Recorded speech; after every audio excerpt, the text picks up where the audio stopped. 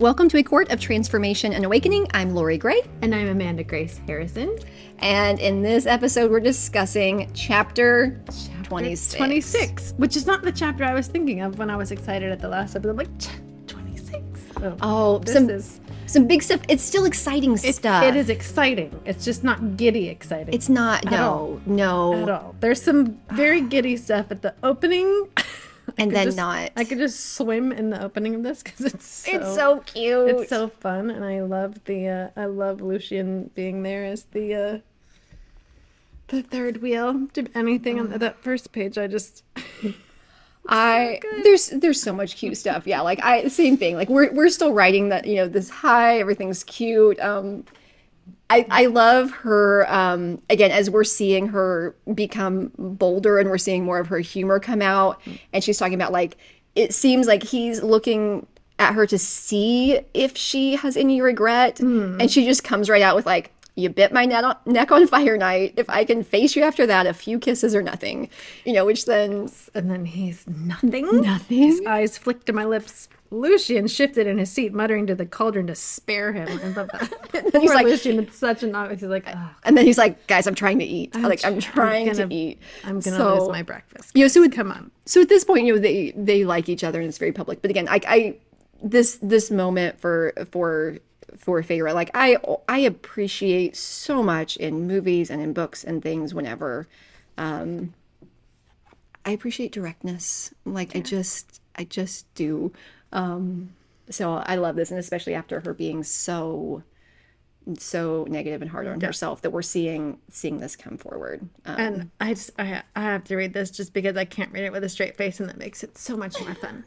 Nothing, I repeated a bit distantly, watching Tamlin's mouth move, so keenly aware of every movement he made, resenting the table between us. I just love the idea of, like, I resent that there's a table between us. I could almost feel the warmth of his breath. Are you sure? He murmured, intent and hungry enough that I was glad I was sitting. He could have had me right there on top of that table. I wanted his broad hair. I don't want to read all of it, but poor Lucian is just sitting there. He's just sitting there. And she's like, I don't even want a table here. You can take me right here on the table. And Lucian's like, he's like, trying to eat, like, guys. He's like having this moment, like, right in front of him. Super awkward. Super awkward. It was so good, though. Good.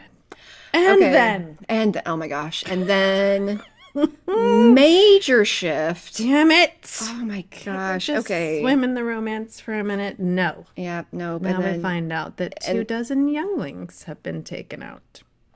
24 all gone. And she already knows that, children are rare. And so she's just now understanding, like, so her understanding of the blight before this was like, oh, it glued masks to their faces. Yeah. Now she's like, wait, it kills kids? Like, it kills people? So reality check for her. This is, devastating. All good feelings gone. But then... all the warmth, all the sparkling joy drained from me like blood down a drain. That's so sad. Yeah, but then it goes from bad to worse. Yeah. So we had this transition where everything's rough, and then suddenly these guys are freaking out. And I it's love just like the silence that suddenly comes across the house had suddenly gone silent. Not the pregnant silence of Fire Night, but rather a trembling quiet that made me want to scramble under the table or just start running. Yeah. Jeez. Yeah. And so, entrance. And what she realizes, she's looking at all these things and figuring it out. She's like, someone was coming, someone awful enough to frighten them, someone who would want to hurt me if they knew I was here. And that realization, again, her understanding, like, she's seen how powerful Tamlin is. She understands he's a High Lord. Yeah. I can't look at the bogey, but he can kill it by himself. And she has this understanding of how powerful he is, and whoever is coming, it's him. Yeah. He's genuinely terrified, which is enough to make her snatch one of the butter knives off the table. It says before Lucian's, and it did clarify butter, like it said butter knife. If you guys there's one later, but this one says I snatched one of the knives. Later there's a knife. This one, I'm pretty sure it meant butter knife. She's just like, a butter knife, anything will do. We edited. Okay. Oh my gosh. So she's like, whoever this is he's scary, he's terrifying, he's enough to make a High Lord freak out. And he appears Yeah, I love, before he even appears, I love footsteps sounded down the hall. Even, strolling, casual. How terrifying is that when it's like the most terrifying thing ever? And instead of like storming in like a beast, it's just sauntering casually towards you. Yeah. And then he's like, and then she sees him, he appeared, but she's like, and the worst thing, I'd met him before. We And know this he's the guy. one that's so she has this moment of like, okay, he's so scary that this super powerful High Lord is terrified, and he's also the person that saved me, and I've met him before. Like, can you just like that's so confusing. Yeah, it's a lot. It's so confusing, and I wonder, like, I'm very curious, what all went through her head right there because we don't get to see it, but realizing, like, does it make her doubt their fear, or is she, or I would guess more so probably like how much her recognizing how much danger she was probably in that night Yeah. and not knowing. Yeah. Oh, poor thing. Okay. But he's so, yeah, but this idea of like his steps were graceful, too feline, like not even just like in a good way, but he is very different. Oh, and we learn his name, Resand. His hand. Yes. Resand smiled, heartbreaking in its beauty, and put a hand on his chest. I think that's just such an interesting thing there, where there's this contrast between he is the scariest mofo we've ever seen, and he's also like heartbreakingly beautiful, Which is way more terrifying. way scarier. Like if he was ugly, then it's like, okay, good. But he's terrifyingly Yeah, he's not the adder. No, he's not the adder. He's not that. So much more dangerous because you know to run from the adder. But Yeah.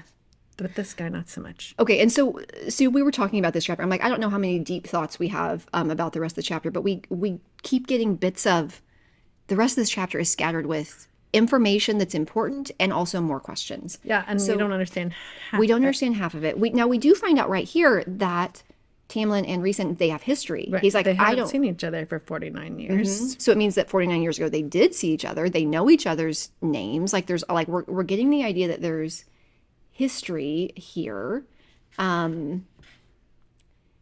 Yeah, so we've got, we definitely have this happening, and then even this callback to, recognizing that the present, quote unquote present, was from him. And he says, yeah, but a nice reminder of the fun days, wasn't it? And it's like, what? What were the fun days if this is a reminder of them? Yeah, so I'm like, what is happening? What is happening here? But again, lots of references. You're such a stubborn bastard that this must have seemed like a paradise compared to Under the Mountain. And Under the Mountain in capital, so we know that this is a place.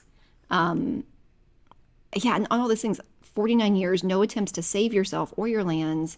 Even now that things are getting interesting again, I'm like, we have no idea what he's talking about here, but she's had hints that there was more going on, and we're starting to have some gaps filled in as he's talking freely, not realizing that she's there. Yeah. Okay, and then we also get a name. What do you know about anything? You're just Amaranthus whore. Okay, so we've got a name here. Amarantha. Oh. Okay, so just this back and forth. Yeah. Oh, yeah. So here's this place where she realizes that he is also a High Lord, and she does have this moment here of realizing, my heart like, stopped dead. yep, that's where they'd run off from him on Fire Night. Crossing him would have been suicide. And she, this idea of darkness rippling from him. He's a scary dude. So they're all scared. And they're trying to protect her. Okay, so many good moments, but then all the way to this other place where he figures it out. He sees the third place setting. He understands that Yes. they've glamored him, and he is pissed. I love that. You dare glamour me? He growled, his violet eyes burning as they bore into my own. Oh, he can see her. She's not invisible anymore. Terrifying. Yep. And then he's like, "Hey, I remember you. Be much better if he hadn't." Yeah. I remember you. Shoot. So we try to lie here that it's, Lucian tries to say it's his betrothed. Obviously, none of that's flying. And Tamlin just trying to get him to leave. And we learn Oh, there's something else that she doesn't know. We don't know what it is. But we he's don't know just what it like, is. oh, Rhysand laughed loudly. Oh, she doesn't know, does she? She doesn't Doesn't know. know what? I don't like that. Oh my gosh, I don't either. Like I said, this is just so. But this is what's happening in this chapter is really significant for our next one. But yeah, but she is. Where so many things being dropped here of her understanding that there is something more at play. Okay, then we have a really creepy moment Where he can read her where thoughts. he, yeah, Well, like before that. his power seizing control of her mind Yeah. and her recognizing that like one swipe of his mental claws and who she was would cease to exist. And so that's scary enough, but then also recognizing like No. Does he have to say Tamlin. it out loud? Oh my gosh. She has the most delicious thoughts about you, Tamlin. Oh, my gosh. And then he gosh. actually says what the thoughts are. I just Oh yeah, I mean not a good. It's like, oh my gosh, this dude. But the being fact that humiliated in the midst of being terrified has to be awful. I've never been through that I can think of before. I shut it out if I have, but that just it's ugh. yeah, it's so gut wrenching. And I think here too, this like that Tamlin is so like he's panicked. He's like a kind of panic had entered his eyes, and he's so scared. He is so scared, and he has this kind of impotent rage where like he's so mad and also very clearly knows like he cannot win this fight and there's nothing that he can do. Oh my gosh. And that all the dynamics in this, like she does, I mean, good writing, but I'm like, I like reading this, like my whole body was like tensed up, right? Like, the whole time. And this is one of those chapters where like you have to like, oh, okay, breathe, relax, like shake it off. But yeah, but there was also this another one of those hints that are dropped. If it's any consolation, she would have been the one for you, and you might have gotten away with it. Okay, what are we talking about here? A bit late though. She's more stubborn than you are.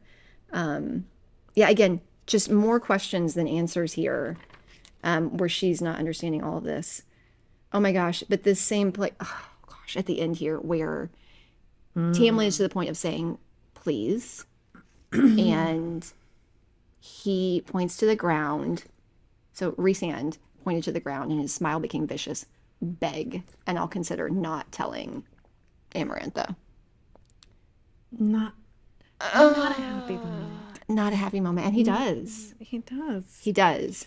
Ugh. And how Face on the ground, hands sliding along the floor towards Rhysand's boots. oh my gosh, and she talks about, I could have wept with rage at the sight of Tamlin being forced to bow to someone, at the sight of my high lord being put so low.